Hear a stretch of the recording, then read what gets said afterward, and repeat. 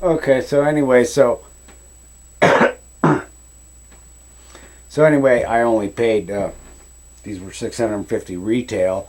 I paid uh, $300 for them. So for me, that's still a lot of money. So at any rate, so once I've showed you how to stone, so you keep moving through progression of the stones. I had showed you the 100 grit stone. I mean, these things are all going to look the same in the camera. It's not a big deal.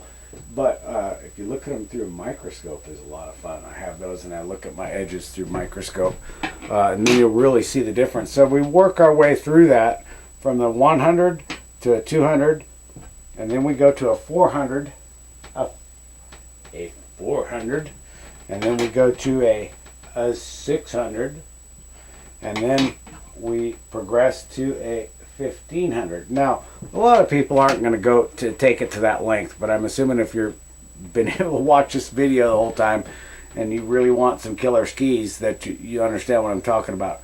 And there isn't any, you're going to have to pay for this if you have a shop do it, because a machine is real quick and easy, but to do it the right way like this is a lot of work, as you can tell by the length of these videos. So, okay, so we've filed the skis.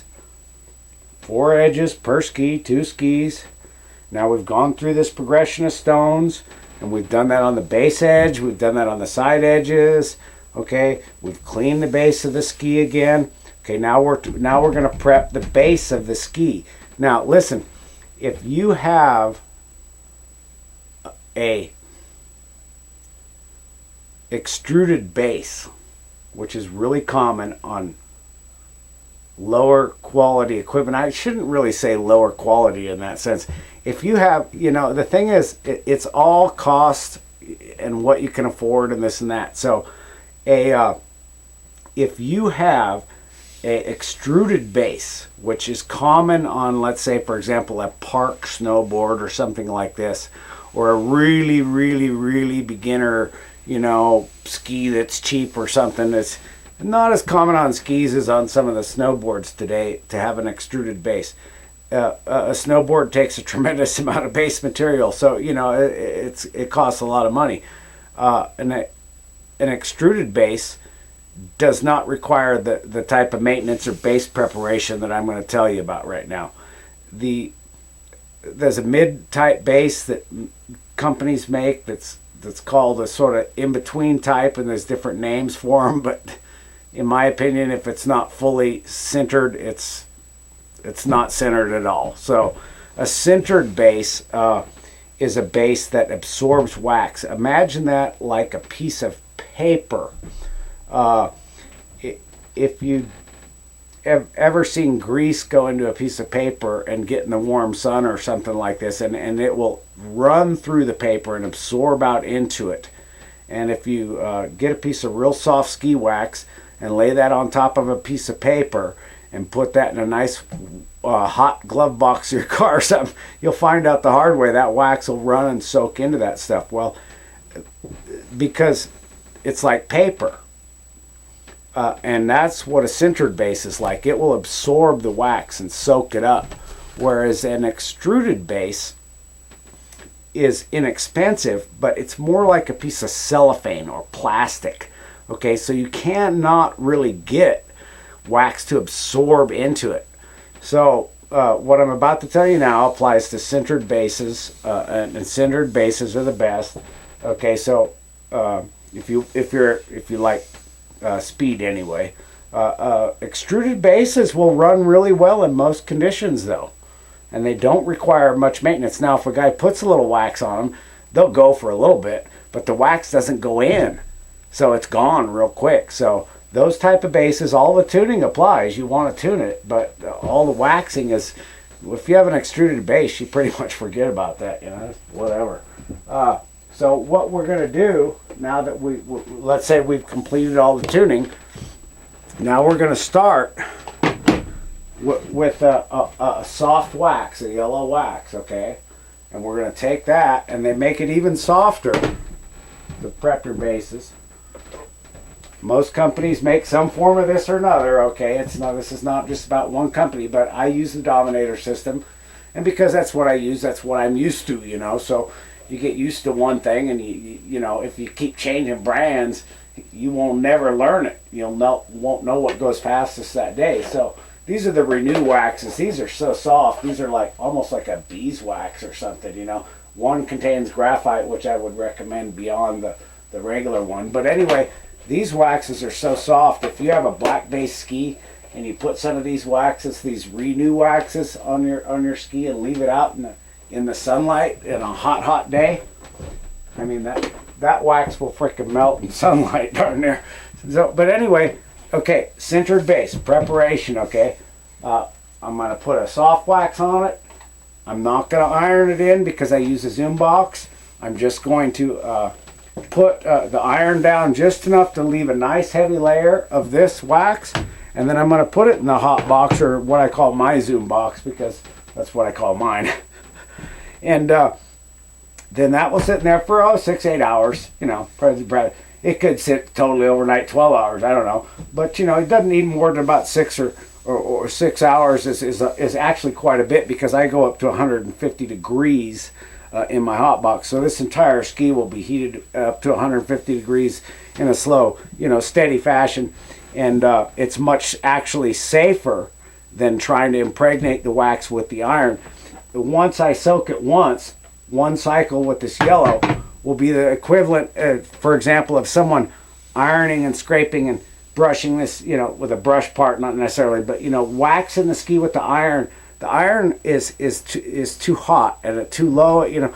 Anyway, the iron, it would be like you'd have to do it like 20 times with yellow. Well, you'd have to do it at least 10, I guarantee you, with yellow.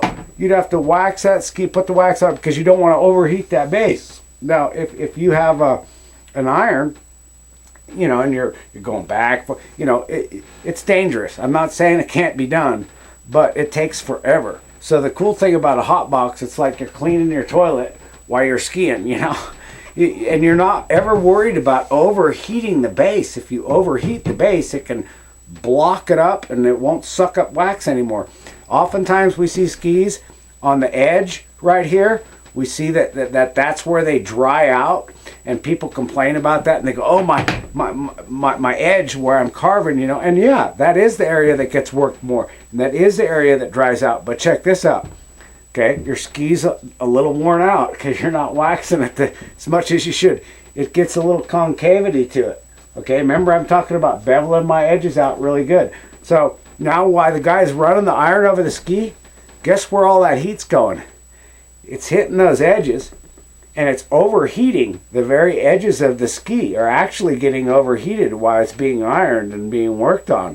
And you think you're like getting your ski waxed out killer, but actually you're sealing off those edges even more. So hot box is a real good way to go to get the wax into the ski without the danger of overheating the ski. So once we do the yellow, then we move on to the next grade. We move on to the harder wax, okay?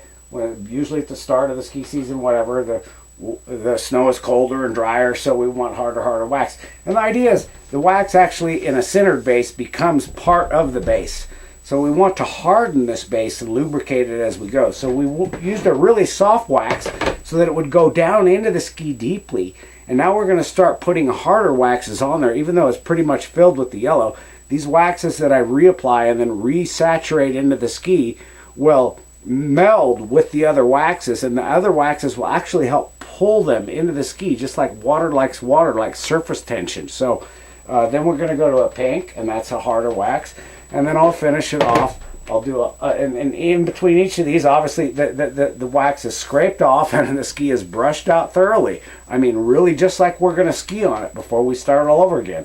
And then we're going to do a final of the yellow, or I'm sorry, of the turquoise. And so there it is. So then you get 3 cycles in the hot box, and this base right here will be like it was waxed like, you know, 50 times in the old days with the iron, you know. So it's time, it's a heat, it's a slow factor to get them to soak in. Once you've done that, do they need to be re-waxed again? Yes, you betcha. They need to be re-waxed all the time. but you need to keep that thing filled with wax. This way you won't end up with a railed ski or a worn out base material. You have a ski that will consistently glide and run well. Grind has a lot to do with that, yeah. And so, you know, you got to know your conditions and know what type of a grind that you want. And that's a local thing, you know. If you're skiing in Vermont, is probably a lot different than if you're skiing at Mount Bachelor. So, you know, that may determine the type of grind that you want. So, now, grinding the ski, you can only grind a ski so many times. The base material is extremely thin. It may be even thinner than the edge material you see on the side of the ski, based on, you know, what quality of the ski the thing is. So, you know, and the less base material you have, like if you ground a ski twice already or 3 times or something, that's about all your, you know, now your base material is so thin, you know, there's nothing left. But anyway, so there you go. Hope you all learned something.